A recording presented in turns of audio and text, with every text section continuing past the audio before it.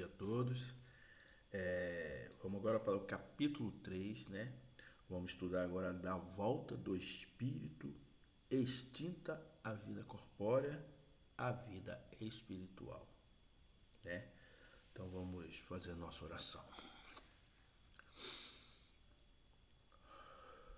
Jesus, amado Mestre, bom Espírito presente aqui, nesse momento, Senhor, de mim uma proteção a toda a espiritualidade de luz, desses espíritos superiores que nos auxiliam no nosso estudo.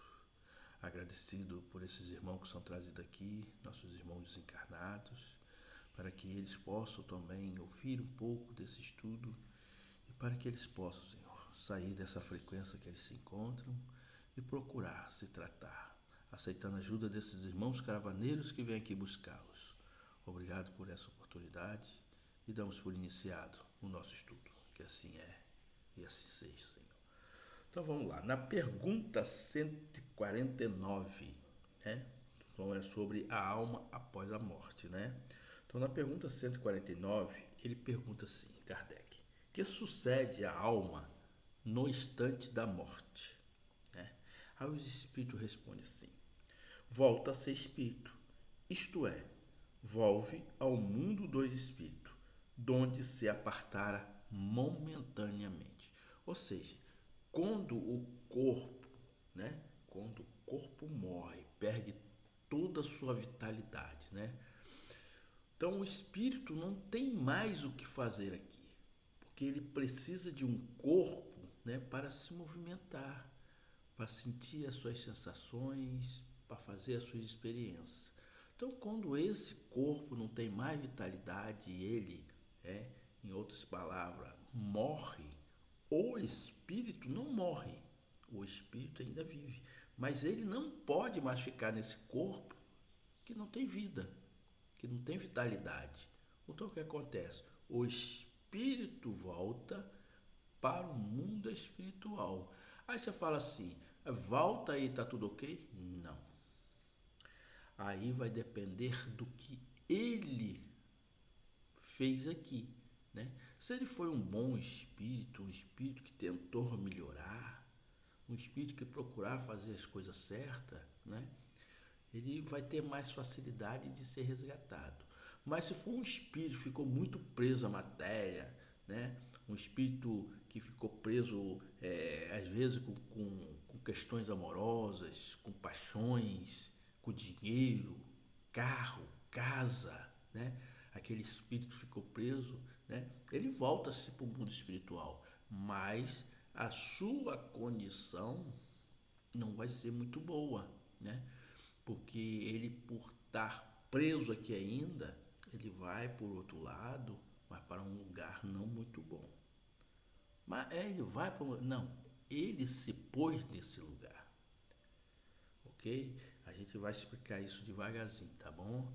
Então vamos agora para 150. A alma após a morte conserva a sua individualidade? Aí ele responde, sim, jamais a perde. Que seria ela se não a conservasse? Então, o que é a individualidade? Individualidade é a sua consciência. É você ser você mesmo agora, realmente. Porque quando nós estamos presos nesse corpo aqui, nós temos a nossa individualidade. Mas a matéria não nos deixa exercer tudo aquilo que nós somos verdadeiramente, né? Então, por exemplo, um espírito pode ser um espírito muito inteligente, muito sábio, né? Ter conhecimentos de língua, matemática, ser um espírito, mas se ele usou isso mal, quando ele vem para cá, isso é um pouco fechado, um pouco não, às vezes até tudo, para que às vezes ele usou isso tudo para fazer coisa errada, né? Mas quando ele se liberta, ele já está com sua individualidade, ou seja, tudo aquilo volta à sua memória. Ele começa a se lembrar de tudo, quem ele foi, quem ele é, né? Porque passa uma tela na vida dele, passa uma tela assim, ó, né? Passa uma tela onde aparece tudo aquilo que ele é. e tudo aquilo que ele veio aqui para fazer, para acertar e não conseguiu, e também aparecem as coisas boas que ele conseguiu fazer, ok? Aí a letra A pergunta assim: como comprova a alma sua individualidade, uma vez que não tem mais corpo material? Aí responde assim: continua a ter um fluido que lhe é próprio, aurindo na atmosfera do seu planeta e que guarda a aparência de sua última encarnação, seu perispírito, né? Então, a alma, todo o espírito, ele quando parte para outro plano espiritual, né? Ele mantém a sua última aparência. Por exemplo, quando eu for para o plano espiritual, todo mundo que me conheceu com este rosto aqui, com esse corpo, vão me ver lá desse jeito, né? Se eu tiver numa luz, né, conseguir ir para algum lugar muito bom, né? Eu vou estar com a pele mais brilhosa, vou estar, eu vou estar com a aparência mais nova, mas a minha aparência, quem me conheceu, vai logo me conhecer lá do outro lado, porque a minha última aparição aqui na Terra vai ser mantida, né? E eu vou continuar tendo a minha individualidade. Só que eu vou ter, por exemplo, se eu fui Antônio em 1500, se eu tiver que me mostrar para alguém que queira naquela época conviveu comigo, né? Mas eu reencarnei e ele ainda não, porque ele ainda não conseguiu, né? Ele vai me ver como Antônio, de 1500 anos atrás, ok? E na letra B pergunta assim: a alma nada leva consigo deste mundo? Aí a resposta: nada a não ser a lembrança e o desejo de ir para um mundo melhor. Lembrança cheia de doçura ou de amargor, conforme o uso que ela fez da vida. Quanto mais pura for, melhor compreenderá a futilidade do que deixa na terra. Ou seja, ela não leva consigo nada deste mundo, né? Tem muita gente que fala assim: ah, agora bota tudo dentro do caixão e leva, né? Você não era isso, você não era preso aquilo, então. A gente não leva nada material daqui. O que a gente leva são as nossas experiências, aquilo que nós conquistamos aqui, né, como virtudes. Assim também a gente leva também os nossos defeitos, né? Então, por isso que isso aqui é uma oportunidade da gente experienciar aquilo que nós temos que passar, né? Então, a gente precisa entender, né, que a gente não leva nada material deste mundo quando nós partimos para o outro, e sim o que nós conseguimos conquistar, né, como virtudes, né?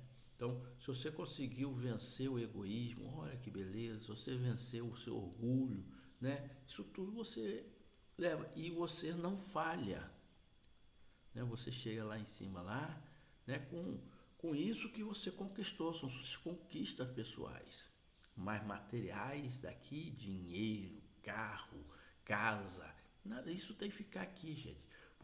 Nós como espíritos, né, nós temos que entender isso. Isso fica aqui, ok?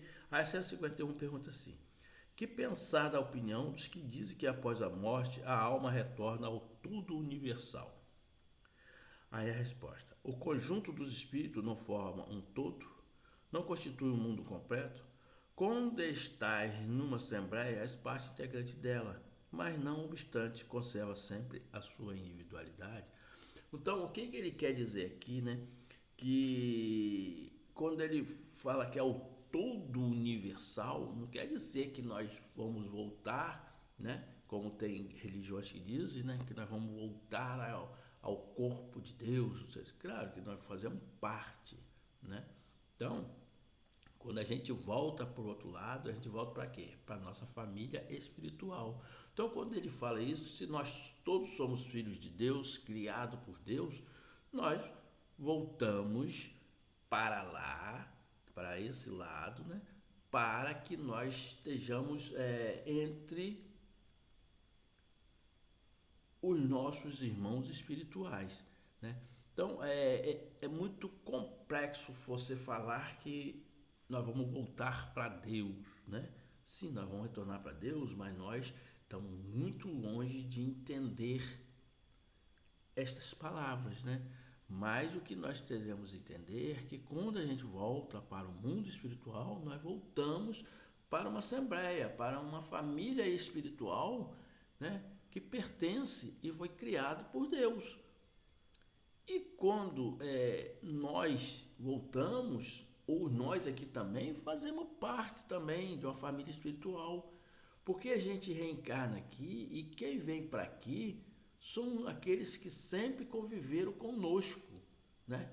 Tanto desse lado como do outro lado, né? Você não vem aqui, você não reencarna num grupo de espíritos que você nunca conhece. Você pode até não conviver muito, né? Mas todos nós nos conhecemos. Aí você fala assim, eu conheci. Não, você conhecia não. Você foi programado para você ter esse reencontro com esse seu amigo que já existia do outro lado.